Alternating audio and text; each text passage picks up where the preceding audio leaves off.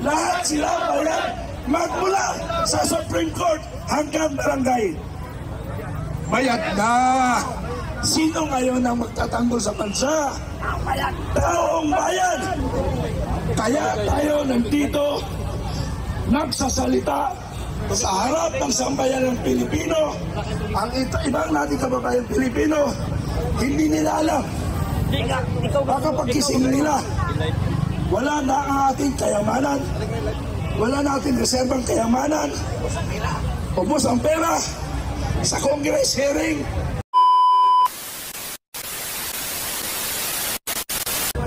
Dahil narinig ko na naman ang katiwalian sa mga interpretasyon ng ating batas. Nung kami ay nasa active service, binabantayan namin na mga tao ay dapat sumunod sa batas. Ngayon, bakit tinuturuan tayo na susundin ang maling paggamit ng batas? Ano yun? Bago pa lang ito. Sabi nila, si Vice President Sara Duterte ay may kasalanan sa anti-terrorism law. Ano yun? Di ba matagal nating ginawa yung anti-terrorism law? Matagal pinagbatihan yan. Ang anti-terrorism law ay designed and written against the enemies of the state. Sino ba ang na-declare ng bansa na enemies of the state? Di ba klaro? Yung mga tunay na terorista sa bayan. Na-declare ba ang ating BP na enemy of the state? Hindi! O bakit sinasabi nila there is violation of anti-terrorism law? Saan napunta ang batas natin? Nasaan ang Supreme Court? Bakit pinababayaan ninyo na binabalasubas ang ating mga batas? Ngayon, yung mga kasama namin na retired na ay pinaalahanan namin na ang pagpasunod sa batas ay dapat nasa tamang pamamaraan. Pero ang batas ay dapat nasusundin ng nagpapairal ng batas, ang PNP at ang Armed Forces of the Philippines. Tinuruan tayo na intindihin ang tamang pagpapairal sa batas. Eh bakit hindi ninyo sinusunod ang pagkakamali sa pagpapairal ng batas? Dapat kayo ang unang pipigil kung ang batas ay naging balasubas sa tingin ng iba. So ngayon, ang kailangan natin ay intindihin kung ano lang ang tama para sa ating bayan. So, titingnan natin kung sino ang tamang sumusunod sa batas. At ang hindi sumusunod sa batas ay babanggain ng karamihan sa amin. Ang tamang pagpapasunod sa batas ay dapat sundin ng lahat. Ang batas ay pinapairal para sa lahat. Ang batas ay dapat intindihin ng lahat.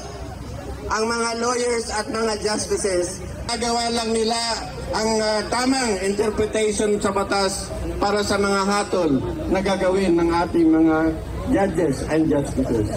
Yun lang po. Attorney Mildred! Palagpakan po natin mga kababayan ko! Ito na, guys. Ito na, retired military. Oh, ito na. Pumunta na sa EDSA, guys.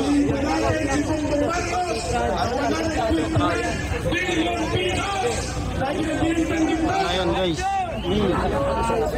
Pay! Tumbado! Nandito. Ano nyo na ho? yung hinaman, yung kumasahat, Ano, pumasa na. ng bawat Pilipino, Kapitano, Colonel Beltran, ang guerrilla fighters na nandito na po sa inyong harapan. Mabuhay po kayo, sir. Ay, ito, sir. Sir, dito tayo, sir. Kap, nandito po. Sino po yung una? Mabuhay ka, sir. Nandito na sila. Patay kung patay na daw. Colonel Beltran, ikaw na po yung mauna. Ayan na. Ayan na, Duterte. Ayan. Mabuhay po tayo mga Pilipino. Isang bagsak na. Duterte! Duterte! Duterte! Duterte! Duterte! Colonel Beltran, pera.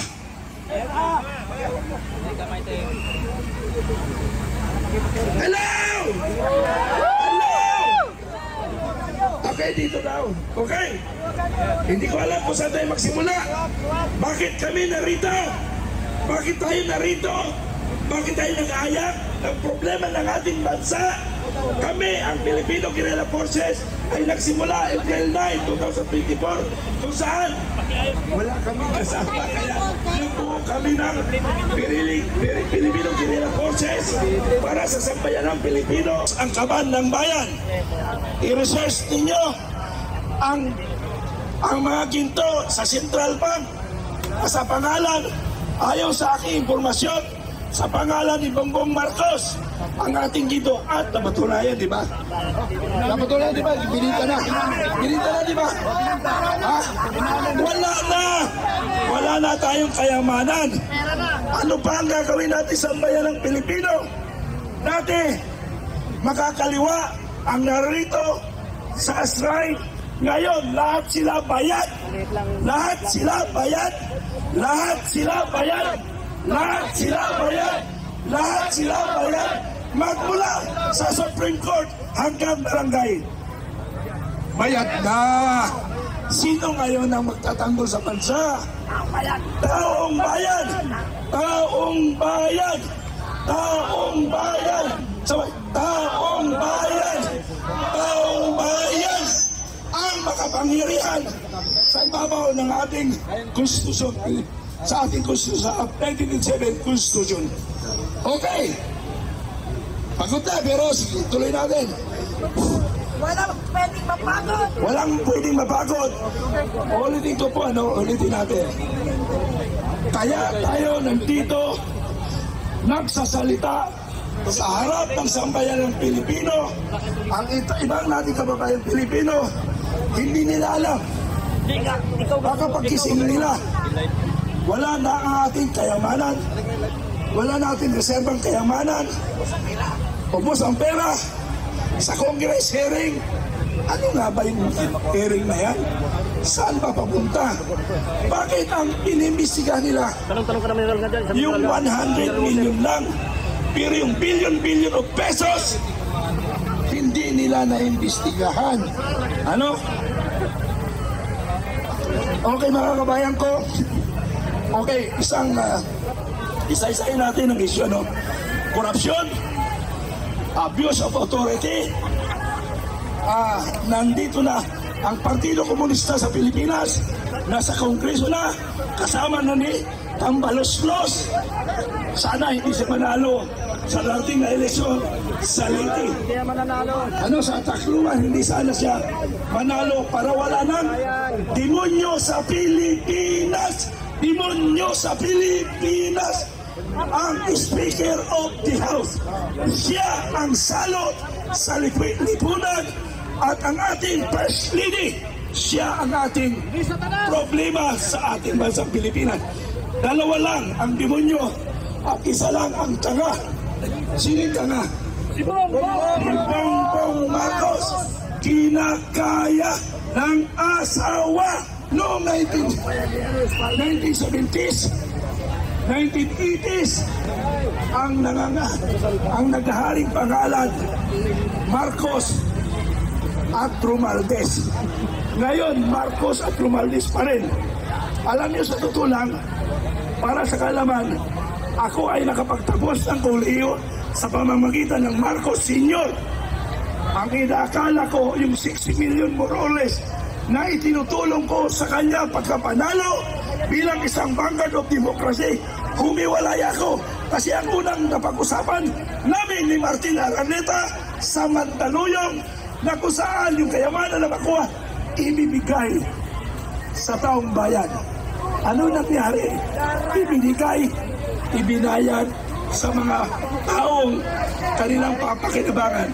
Lahat ginawa nilang bayaran.